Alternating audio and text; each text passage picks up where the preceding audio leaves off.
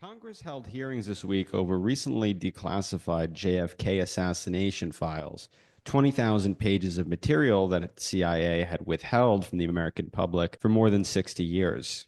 Predictably, corporate media, as well as Democrats in Congress, rallied to declare definitively that these new documents absolve the CIA of any wrongdoing in the plot to kill the president. To help us understand what really happened, we speak with Aaron Good, a political scientist and historian, and author known for his critical examinations of U.S. foreign policy. He joins me today to break down the latest file releases as well as the reactions to them. So, Aaron, thank you so much for being here. I really appreciate it. No, thanks. Great to be here. I want to start with the New York Times' Julian Barnes, because he's apparently set a world record for speed reading, and he's read 80,000 JFK files in a matter of days. Well, really 20,000 newly released ones. He must have, because he's determined definitively that the CIA did not kill JFK. Thousands and thousands of pages of these super secret documents related to the JFK assassination. So what, given that history, was your first impression when you finally had a chance to really make sense of them? Well, not to spoil the episode, but the CIA did not kill JFK. Case closed. And if you watch the congressional hearings on Tuesday, you'd hear similar refrains from congressional Democrats. But you have said, I think, just to correct what you said, you have said, though, that there is no direct evidence as of today that the CIA committed the assassination. Is that correct? I would say that the fact pattern that has emerged in last month shows culpability or complicity in the president's death. But no direct evidence. Is that correct, sir? We have very direct evidence of the CIA's surveillance of Oswald. No, I'm not asking about that. I agree with you, sir. I mean direct evidence that the CIA is connected to the assassination. All of these events connect the CIA to the assassination. And I understand that, sir. I'm just telling you my interpretation of what's been presented is that I have not seen direct evidence. Previously classified JFK assassination files are now public and show no evidence of a CIA conspiracy. So instead of giving a platform to conspiracy theories, and let me be clear, there are holes. I don't want y'all to think that I don't think that there are holes. But when we're looking back, we need to look back so that we can look forward and hopefully do better. And ABC News echoed congressional Democrats, and they reported that the hearings were an attempt to revive unfounded conspiracy theories. Now, there's no way that any of them have read the 20,000 new files released only a couple of weeks ago. So, Aaron, what do you make of both establishment media and Democrats in Congress reflexively dismissing the notion of a CIA plot to kill President Kennedy? Well, they are remaining true to form because since the assassination, in the decades since the assassination in 1963, the main elements in the U.S. which did not believe there was a plot behind the assassination were the public. Well, the main places where you would hear people make this argument were the media, the establishment media, the mainstream media, and the public pronouncements of politicians. But once you get beyond that, the politicians privately believed that there was a plot behind the assassination. I'm referring to LBJ himself, who came to suspect the CIA, Richard Nixon, who believed that the people behind Watergate were essentially the same people that got rid of John Kennedy, Robert Kennedy himself, who sent a messenger to Moscow a week after the assassination to tell the Soviets, we know you didn't kill John Kennedy, the president. It was a domestic right-wing conspiracy, but JFK's policies, ending the Cold War, moving for peace, these were going to have to wait because LBJ was too close to big business. So they were going to have to wait until RFK got to the White House to resume these plans. But of course, RFK gets killed before he can get to the White House under very dubious circumstances. Even Gerald Ford himself told a French president or prime minister, I can't remember which, a guy named Demostang, I think, probably mangling his name, but he told him that they believed that there was a plot, but that they just couldn't figure out who did it. And of course, he was one of the people, he was on the Warren Commission, and he helped to cover up the location of one of the wounds of the magic bullet, supposedly one of the 7 wounds caused by this one bullet, and he moved the entrance wound from the back to the neck, which didn't make any sense at all, according to the death certificate, or if you look at the clothes. Charles de Gaulle didn't believe that. Indira Gandhi didn't believe this. Kwame Nkrumah, Sukarno, pretty much no one believed that that was around the circles of power then, but they all said that publicly. Even Earl Warren, it's pretty easy to surmise that he knew that there was a conspiracy, but that his job, as he understood it, was to keep this from being exposed, because he was told by LBJ essentially that it would lead to nuclear war because there was a Soviet hand in it. And when you consider that he was told this and that he was reduced to tears by the president, the Chief Justice of the United States, when you consider that he was told this, then you can kind of understand why, even if he believed that Jack Ruby must have been some kind of underworld figure who killed Oswald, he could have believed that he was put up to it by national security people who were trying to avoid nuclear war by silencing Oswald. It's, who knows what he really believed he was doing there, but it seems that he thought he was stopping a nuclear war. Even the Warren Commission members themselves were not really unanimous. There were three dissenters, Richard Russell, Hale Boggs, and John Cooper, and they spoke about this, and they even tried to get it included in the proceedings in the report. And Senator Russell was basically tricked into giving a whole presentation about how he didn't believe the magic bullet theory and had some other questions.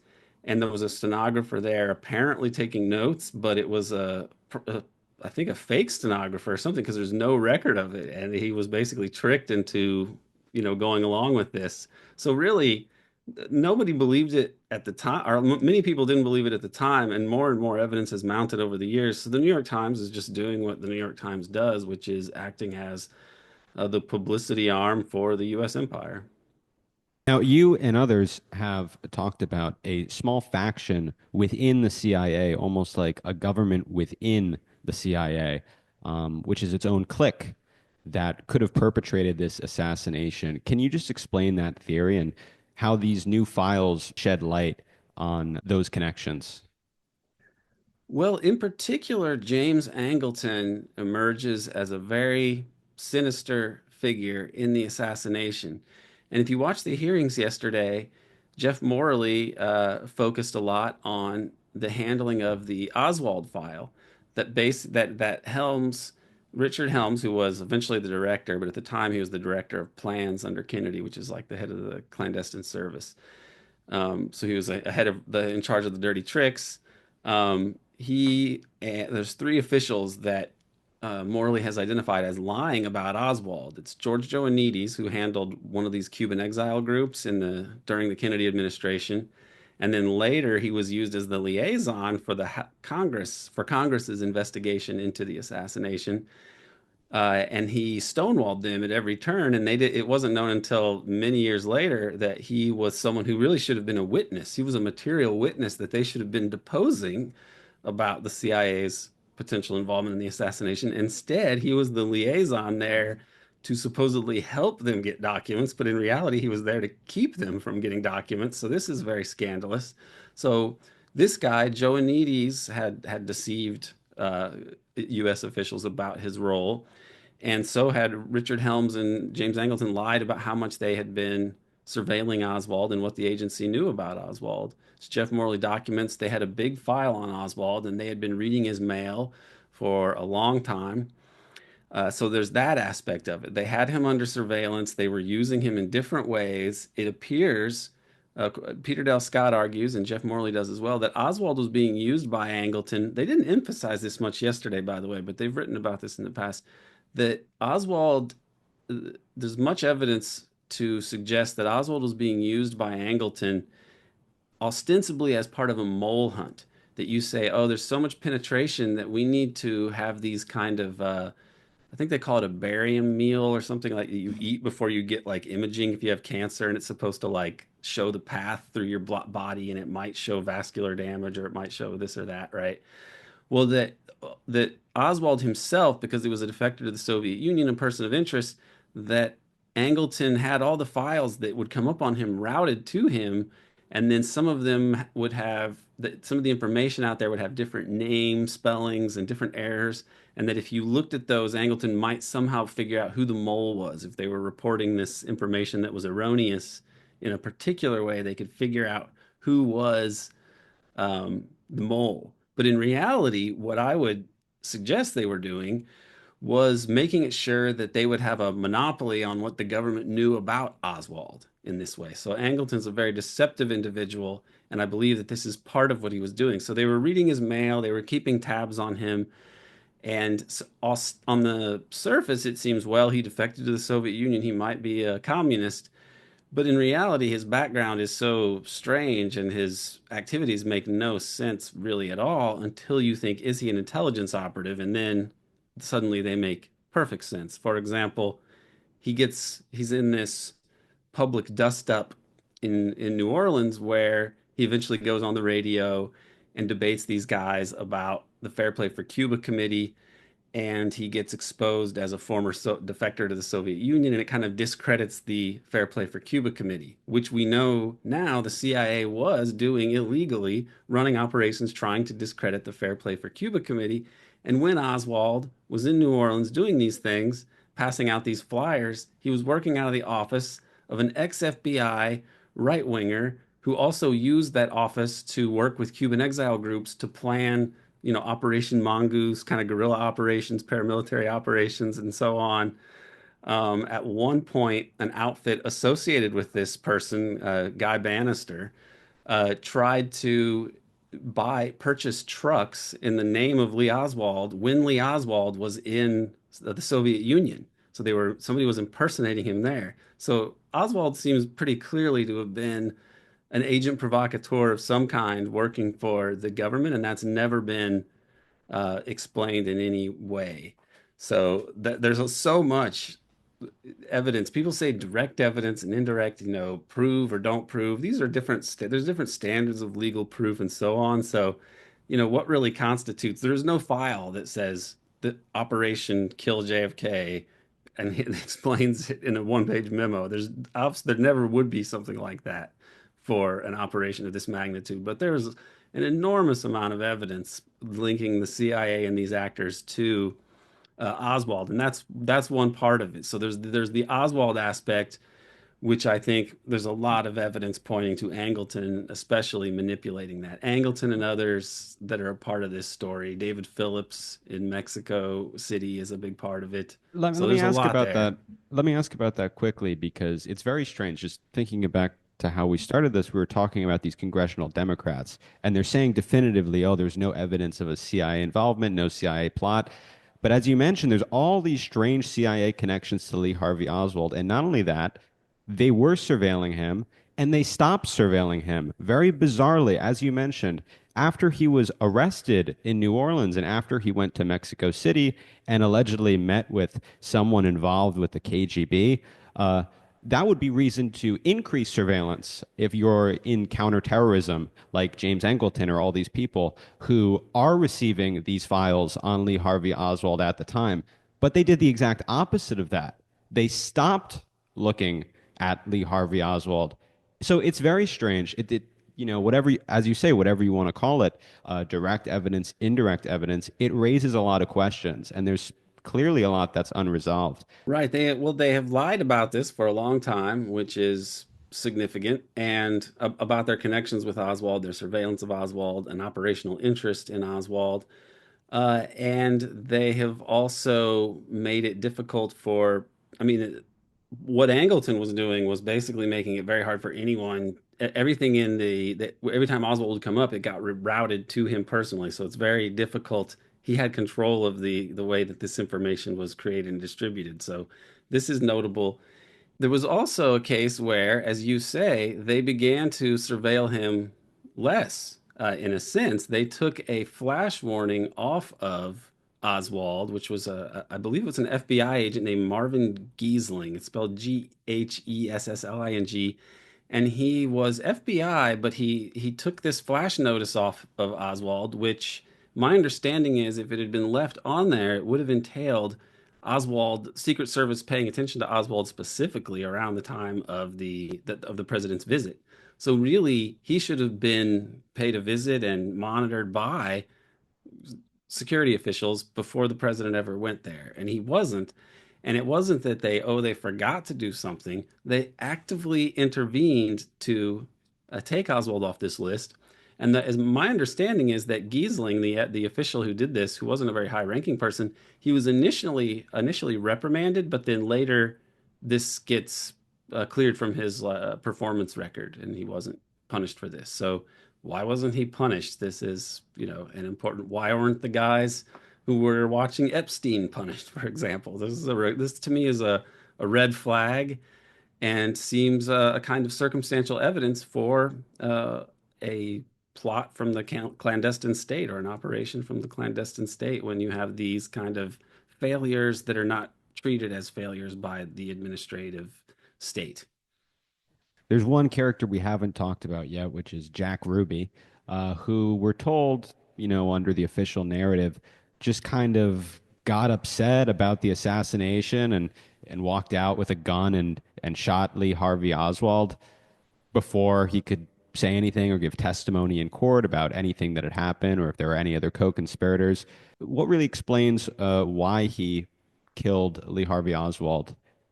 Well, Ruby is a fascinating character, and probably the Rosetta Stone for trying to understand certain aspects of the assassination. Just to reiterate what you said about Ruby silencing Oswald, it's notable that one of the things that the no conspiracy crowd will say is that, well, somebody would have talked, you know. But in this case, you have two principal figures who are involved in some way, without a doubt, which are Lee Oswald and Jack Ruby. Lee Oswald was perhaps the first conspiracy theorist in the JFK assassination, because he said himself, "I'm a patsy." Okay, meaning I'm being set up here. I didn't shoot anybody. I'm just a patsy. And he tries to call a military intelligence officer named I think William Hurt or John Hurt. John Hurt, maybe. One of them is the actor. William Hurt's the actor. I think it's John Hurt. But anyway, he tries to call a military intelligence officer who's stationed, I think, in North Carolina, and they don't let the call go through. And they don't take any notes that he says on anything he said. When he's being interrogated, they don't record anything. They don't take any notes. So he himself posited a conspiracy, and Jack Ruby himself later said, "People in powerful positions put me in this, in the position that I'm in, and they'll never let the truth come above board because they have too much to lose." So both of the principals, who are lone nuts, we're told, were they believed they pointed to a conspiracy, and yet they weren't allowed to do anything about it. Jack Ruby himself told Earl Warren, "My life's in danger here. Take me to Washington and I can tell you what happened, because there's a new form of government that's going to take over, and it's going to be horrible, and nobody can stop it." Now, when he had spoken to Warren, he had just been declared insane by a psychiatrist named Jolyon West, who we now know was MK Ultra CIA, person. He helped to run the CIA's mind control program, and he conducted all these experiments on using LSD, much of it on unwitting test subjects. He killed an elephant by dosing it with so much LSD at one point. And he was the person sent in to evaluate Jack Ruby's insanity. And he says, oh, he had a psychotic break. Because right when this guy comes, Jolyon West, to evaluate Ruby, Ruby starts hallucinating and saying that, that people are out to get him, et cetera, et cetera. And his episode basically corresponds to an acid trip, probably a really bad acid trip. So it's only emerged over time how much the CIA, or people around the CIA and around MK Ultra, were involved in Ruby's legal defense. But his lawyers were either connected to the syndicate, or they were connected to this milieu of legal people using psychology and psychiatry for legal means, like as means of legal defense, to argue someone was insane and so not guilty for this or that reason. And they initially tried to do this with Ruby. They're going to say, well, he's insane, because if you say he's insane, then that means you can discount anything that he might say. But I think that Ruby himself was used sort of the way that they used Oswald in Mexico City. Oswald in Mexico City, they say he visits this fellow named Kostakov, who is a KGB coordinator of assassinations. And so this is used to tell Earl Warren, well, if you investigate this, it could lead to nuclear war. We can't have that. So you got to deal with any conspiracy that way. That's the head of the Warren Commission. And then Ruby, on the other hand, if you look into his background, he's in a very sensitive or unique spot in the crime syndicate, and especially in the syndicate's takeover of Dallas, more or less. So he is connected. He goes back further. Even in 1939, he was in the room when the president of a local junk handlers union gets murdered, and eventually this union is taken over by a guy named Dorfman, right-hand man, in a sense, of Jimmy Hoffa. And this leads to the Teamster the mob takeover of Teamster pension funds, which is a big part of the story of organized crime in the 50s and 60s and so on. So Ruby he was arrested for this and not charged. He later was involved in this with a guy named Paul Roland Jones, who is arrested on big drug charges. And Ruby should have been involved in one of those drug cases because he spoke to this guy, to Jones around this time, but for some reason Ruby is not. So there's a lot of indications he was an informant, and he even had evaluations as an informant. So he was an informant, I believe, for the FBI, and they evaluated him as a, decent informant. What his role was apparently there was to be the syndicate's person handling the drug traffic as a part of it, because he comes up in these areas, and there's one, I believe it's the wife of a mobster, who says that, yeah, when my husband needed to make a drug deal, or set up an arrangement that went through Dallas, he had to get it okayed by Jack Ruby.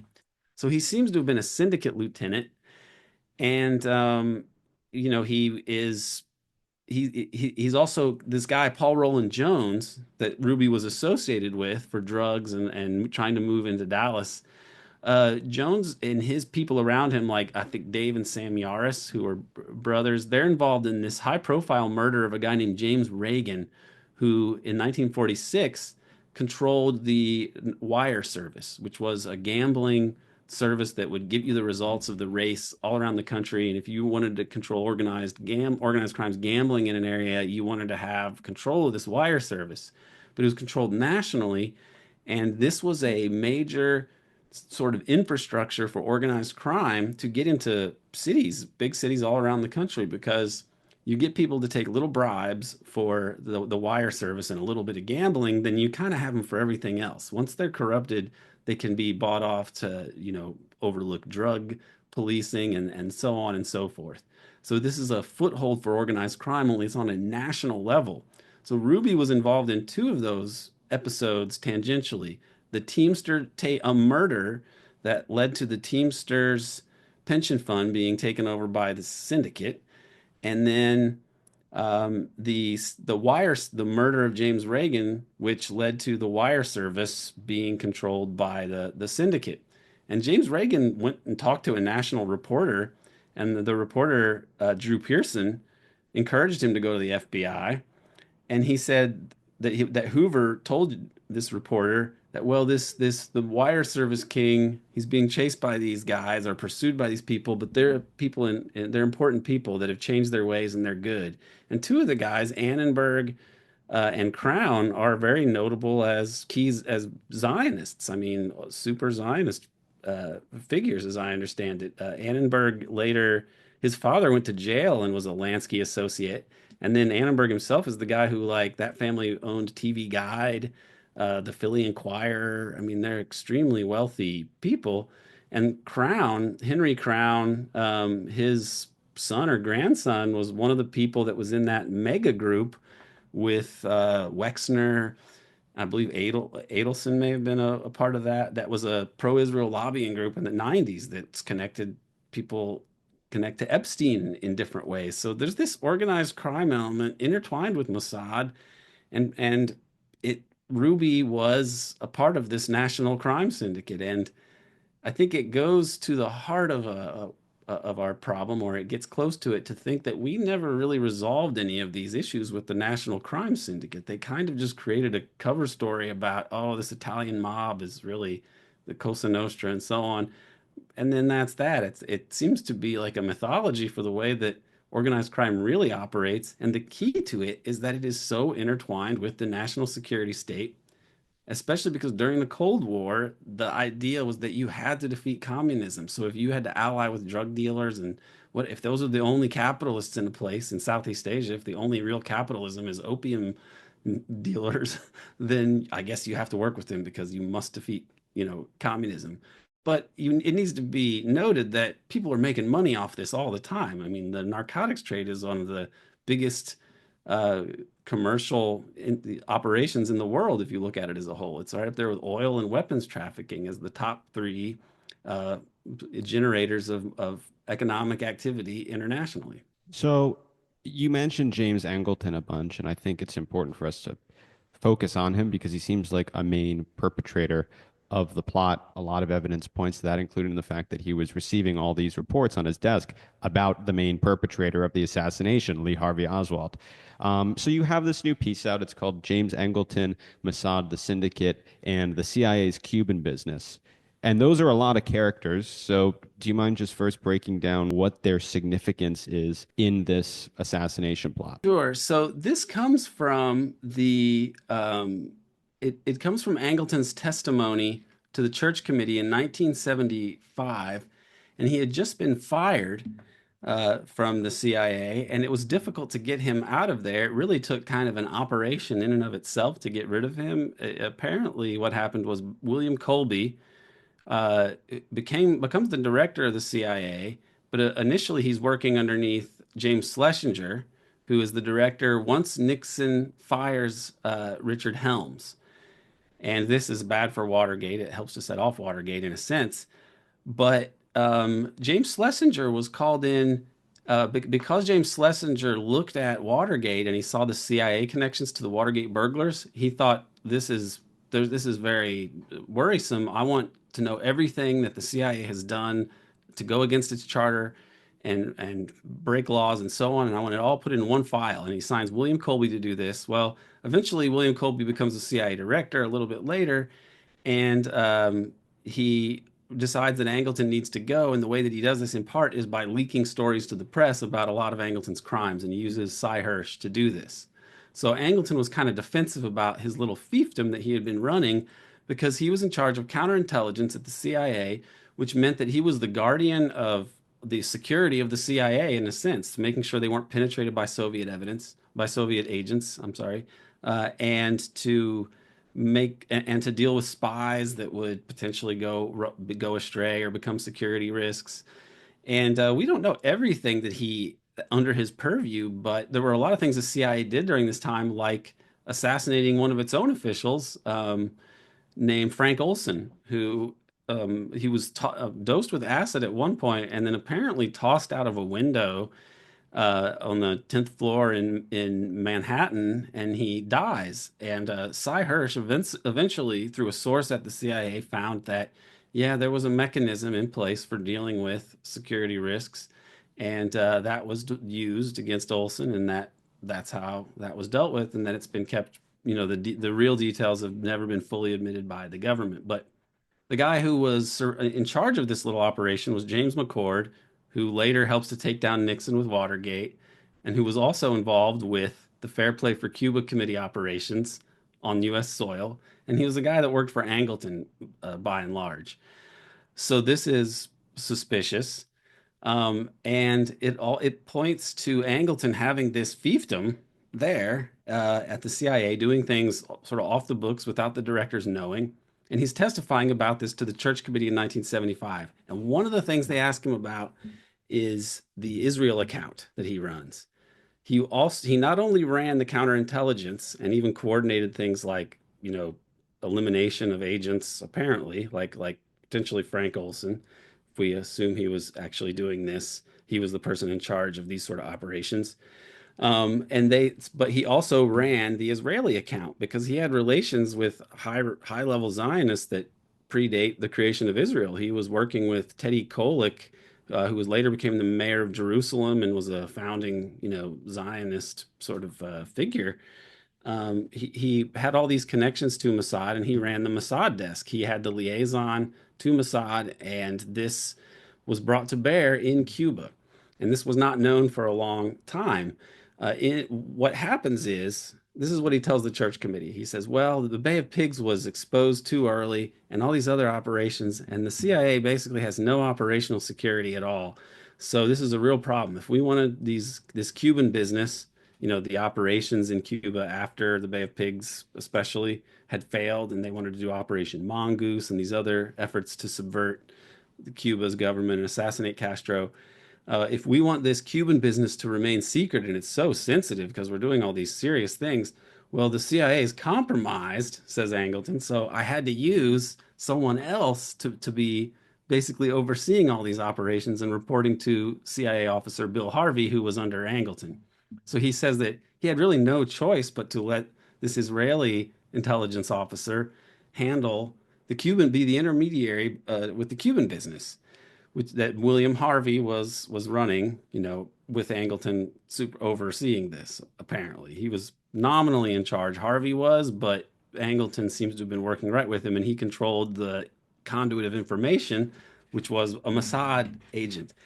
And this Cuban business included, relations with the mob. And of course, and William Harvey himself was the person who had worked with Johnny Rosselli, the mobster, to do those infamous Castro assassination plots.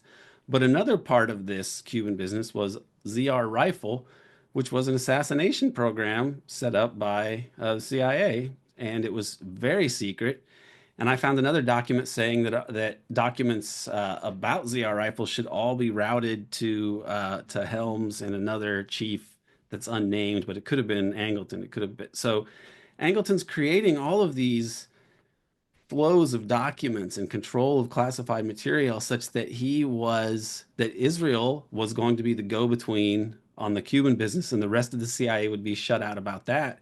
And the Oswald information was also, as part of a mole hunt, he controlled the way that was used as well. So it was hard. All the information on Oswald was sort of controlled by Angleton on both of those, both on Oswald and on Cuba. And it's interesting because in the Oswald case of the reading his mail, you also have a person. He wasn't known to be a Mossad agent, but he later, I believe, retired to Israel, and he wrote these articles in the Israeli press about the history of Jewish spies, in antiquity and so on. So he was a Zionist, and he wrote about spy things. He worked for Angleton, who has all these troubling Israeli connections. Was Angleton having the guy to surveil Oswald? Was he potentially someone who was a double agent of some kind? Because later he did go and live in Israel and write about the history of, Jewish spies for Israeli outlets. So this is one aspect of it. But in both cases, he's handling Oswald, and only he really understands Oswald because he's using him in this mole hunt, because the Soviets are penetrating everything. So I must be so secret and use figures like Oswald to potentially find out who the mole is, right? So I got to control this information. And then on the other side, with this assassination program in the Cuban business, he's also controlling all of that information. And again, the excuse is, well, I have to use this Israeli account because the rest of the CIA is compromised with moles and the Soviets will find out. So I just have to do this. But in reality, it gave him a pretty much almost sole control of and an understanding of what this apparatus, this assassination apparatus and mobbed up program that he was running down there was. So if you're saying, like, did the CIA kill Kennedy? Well, that's a difficult thing to argue, but Angleton seems to have been involved in a couple of these aspects in very suspicious ways, and he used the excuse of the Soviet Union and anti-communism to create protocols that made it so only he and a tiny number of officials would have any knowledge of what was going on here. So he is a very suspicious figure, and his connections to both Israel and the mob are notable. Uh, and so this is a dark quadrant of what the CIA was doing. It's like you could call it a CIA within the CIA or a private version of the CIA, but it's a dark force in U.S. politics. And Angleton's political views were essentially like a neoconservative before there was a thing that was called neoconservatism. So he made common cause with ultra Zionists because those are the people that kind of form the basis of what we think of as neoconservatism in the 70s. This begins. So Angleton probably found other people who thought like he did with or worked with them in the government, and there was a consensus, I think, among a lot of the oligarchs and national security people that Kennedy had to go, and Angleton seems to be a big part of it. And he used Mossad in some way and used mob assets as well. And the relationship between the mob, the syndicate, the national crime syndicate, and Mossad or Israel or Zionism is a very radioactive thing to even look at. But a lot people like Peter Dale Scott and Alan Block and some of I think a biographer of Lansky himself. They've written that Angleton seems to, I mean, not Angleton, Lansky seems to be the person really running the syndicate in the bigger sense and handling all these money laundering operations, and that the Italian mafia thing kind of covered up a lot of this as sort of a cover story. Uh, so this, and when Lansky, for example, when he helped to provide weapons to Israel for its founding, when Nixon goes after the syndicate in a sort of controlled way, but sort of damages them in some way, starts to investigate Lansky. Lansky goes to Israel and he stays there until 1973. But by 1973, Nixon's really in hot water because of Watergate. And so what's interesting is like of all the people that are in this milieu of intelligence mob, Kennedy assassination, area, like Jimmy Hoffa, Sam Giancana, Johnny Rosselli, John Martino, Meyer Lansky. The only guy who doesn't die in a, untimely way is Lansky. Well, you mentioned Peter Dale Scott, and I have looked at The American Deep State. I think that's a very interesting book because he kind of draws some continuity between all of these what he calls deep events. Peter Wood does make these connections between the JFK assassination, Watergate, Iran-Contra, 9/11. He draws these parallels. Can you just kind of explain that continuity of how these kind of shocking events are used and seized upon by the ruling classes in the United States to even expand their powers even more? Right. So when JFK is killed, they say, well, he's a lone nut and he did it for no real reason because he's a lone nut. But then the response after it is to increase surveillance of groups that are potentially violent. Okay. So if Oswald, for example, was a lone nut, then what's the point of dealing with groups? How do you protect yourself from lone nuts by surveilling groups like that? It doesn't exactly make any sense.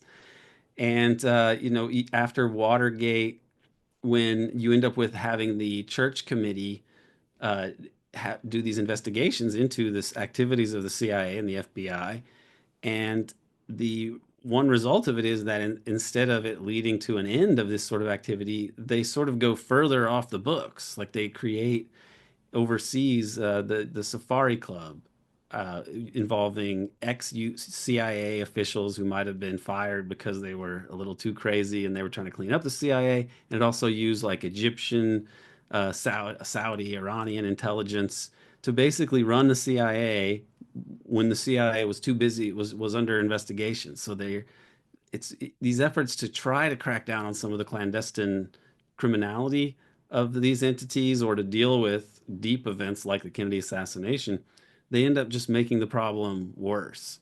And so this has happened, repeatedly. And another element that Peter Dale Scott sees connecting a lot of these deep events like Watergate, Iran-Contra, the JFK assassination, and 9/11 is continuity of government networks or the Doomsday Network. And this is, I think, this is why I don't just say, oh, the CIA killed JFK, because when what I was talking about earlier with Angleton hiding this Cuban business, and using Mossad to do it, I don't know that I got to the key part of that, which was that in the testimony that Angleton gave, still today, if you want that testimony, you'll see it'll say the status is complete without deletion or with deletions or something like that. It's like they got rid of the redactions, but there's a deletion. But I actually found the page. Maybe there's more than one page, but there was one page I found that was deleted on an older version of this document. I think one that came out in the 90s that was otherwise very incomplete and kind of useless. But when you put this one page together that was present, then subsequently deleted, what you see is that Angleton did not tell the director of the CIA that he was using an Israeli asset to handle the most sensitive, potentially explosive operations in the agency's history. And the CIA director wasn't briefed about the assassination parts. The CIA director who JFK put in there wasn't briefed about the assassination component that was being run here, and also was not. Angleton admits that he didn't tell them about the Israeli asset who was acting as the liaison there. He lies about it. He says the situation is so dire, the Soviets are going to penetrate it, so I have to use this Israeli agent. And then somebody asks him and says, well, if it's really so risky and dangerous, why wouldn't you tell McCone about this? And he says, oh, he wouldn't have been interested, you know. So that's the kind of that in that way you can see how Angleton creates without even oversight of the CIA director this sort of mechanism involving the mob and Israel and assassinations right out of Cuba. But alternatively, on the other hand, you have this militarized part of it, which we could call the doomsday network or continuity of government planning or institutions. And this was created to deal with a nuclear attack especially, but some kind of national emergency that would decapitate the American leadership. So it might kill the president and the vice president or something like that. How would the military be able to come in and basically have kind of martial law and all this overriding power? And communications networks are set up to enable this, and different protocols and emergency measures that you can take. Well, those elements are involved in different aspects of the JFK assassination, of Watergate, and around Contra, and on 9/11, there's a phone call or phone calls made by Dick Cheney, apparently using continuity of government communications networks, and we've never had access to those. And it should alarm us that back in the 90s, it was Dick Cheney and Donald Rumsfeld who were doing a lot of the planning for these operations. So there are levels of secrecy that they, just as with Angleton saying, if I don't use this Israeli agent, the Soviets will know, and then we're doomed. The Cold War will lose to the Soviets because of our bad security. And meanwhile, he's the person in charge of this security, which makes it more comical. And then there's the doomsday network on the military side that also has super secret networks and protocols and overriding authority to protect in the event of a national emergency. And so the result is we don't know what those elements were really doing in so many cases. This is a anti-democratic, ultra-secretive, despotic, authoritarian, whatever word you want to use, but this is not something that makes sense by any liberal democratic understanding of how government is supposed to function. This is really a top-down, kind of disguised fascistic form of bureaucracy, if you really want to look at the core of it.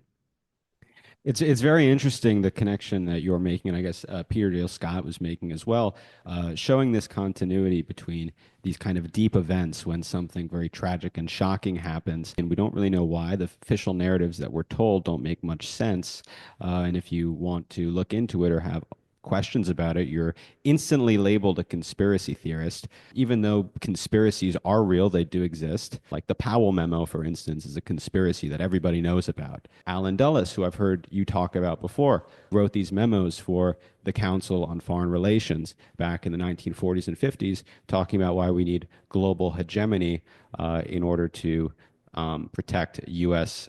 Capitalist and business interests by expanding our empire abroad. And just with this very naked language. And if you look at it, you would say, oh, these are like ruling elites conspiring against the masses. But if you point that out, you're called a conspiracy theorist. Right. This is the conspiracy theory term is so nonsensical that in many ways it's kind of a synecdoche for the counter enlightenment that we have lived through, because the term conspiracy is just something bad planned in secret by two or more people and then carried out, or not. You could have a conspiracy plan without actually doing it, but it's just a plot that is kept secret, or a bad plan that is kept secret involving two or more people. And in theory, it's just an explanation of something.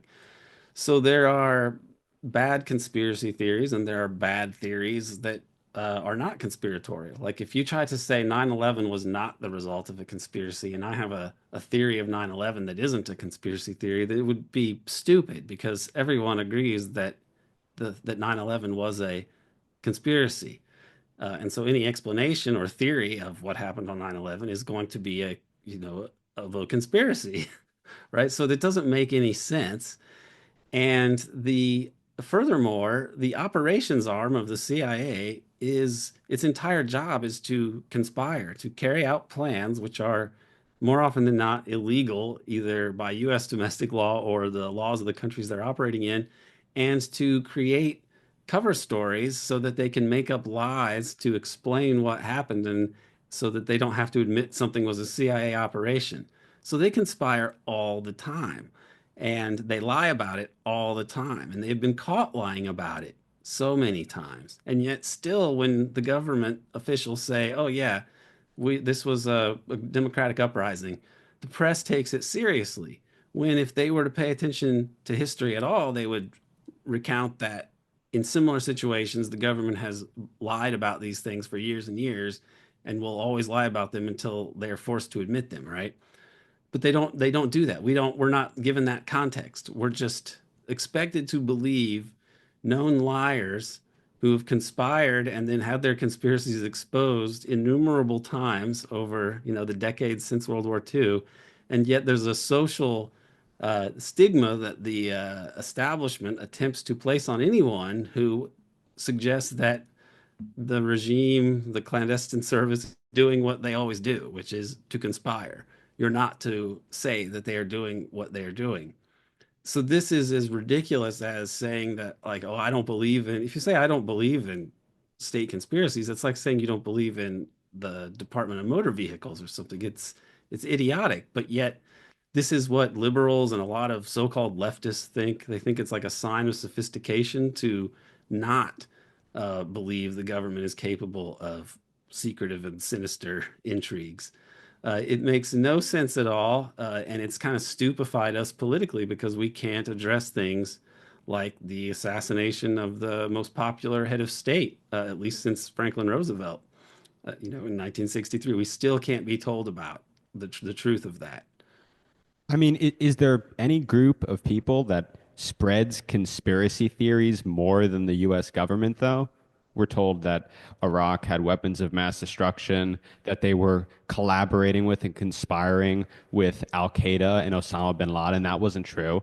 We were told at the same time that they perpetrated the anthrax attacks, when it turns out that that came from Fort Detrick in Maryland. Oh, we were told that the Hunter Biden laptop was Russian disinformation. Really, the list goes on. And Right. these are very consequential conspiracy theories. It's really good to talk to you. It's very important to get these facts through to people so that they know what happened in the past, because this is not just the past. These things obviously continue. If you think that the CIA stopped doing assassinations and stopped meddling in domestic and international affairs in all sorts of unsavory ways, then I'm sorry, but you're naive. I would just like to add to piggyback on what you're saying. It's not just that the US government puts out some bogus conspiracy theories, it's that since the end of World War II, pretty much the whole of US foreign policy has been organized around conspiracy theories, and often very contrived ones. The global communist conspiracy, that was the phrase used by J. Edgar Hoover. And you had to have that as the conspiracy, as the ruling cosmology of the day, because that way you can justify uh, such aggressive policies overseas, overthrowing governments and bolstering these dictatorships and so on. But then when the Cold War ends, you have a little brief time where the conspirators are international drug traffickers and maybe this or that terrorist group. But especially after 9/11, the new conspiracy is the Islamo-fascist conspiracy or whatever they would call it at the time, to talk about global Islamism as this conspiracy to, impose Sharia law and create the caliphate and so on. Like, they have to create a conspiracy theory there. Russiagate was a bogus conspiracy theory. I mean, the most irresponsible conspiracy theorists and the ones whose irresponsible conspiracy theories have the most grave and often deadly consequences, it would be the U.S. regime. So that aspect is just once you grasp the duplicity here, it will make you uh, uh, very much opposed to the regime that we live under and the cosmology that they impose on us through the media and academia and politicians and so on. It's a system that I think is crumbling, and the global majority is going to overcome it. And I think the U.S. will first lose power overseas as a result. That's what part of what we're seeing. And then it will make this regime seem very weak and kind of pathetic as it tries to control things domestically, because politically we can't do anything against them. It seems to date, there's no workers' party or no group of people to like stand against this system of imperial capitalism, we could call it, and global hegemonism is what the Chinese sometimes call it. There isn't any. They've so divided us and scrambled our brains in different ways to make us politically neutral, that I think it's going to be the rest of the world's job to somehow stop this. And I would hope that somehow it'll become clear how we in the West might do something about it. But honestly, we're mostly spectators here because we're so befuddled and neutered by our own political regime and the sense making, systems that we have around us, that we can't do much of anything. Well, it's not a really optimistic note to end on, but I think it's accurate. And I really, again, I appreciate you coming today. If people want to read and watch your work, where should they go? The American Exception podcast on Patreon. So just look up American Exception Patreon. You should be able to find that. We're also on YouTube. There's an American Exception channel, and Substack, which I occasionally publish on. You can find American Exception there. The book is American Exception Empire and the Deep State, and there's an audiobook version of that. And there's a documentary film coming out before too long that deals with the book and related topics that I have studied. So I've put out a lot of material, especially the podcast. And even though that I have a grim assessment of the U.S. Political system, I'm actually more optimistic in the long run, because the fate of empires is to fall, and the U.S. empire is the biggest, richest empire in human history, and it is going to fall also. And then once it does, the illusions and the mystique should change, and that should change everything. So I'm actually optimistic on the whole, even as I am very pessimistic or grim about the US system. So this is, I don't mean to be a downer exactly. It's the rest of the world sees the US and the West for what it is. The West is not yet there, but I think it's going to become harder and harder to deny reality. And Trump is accelerating things in a sense.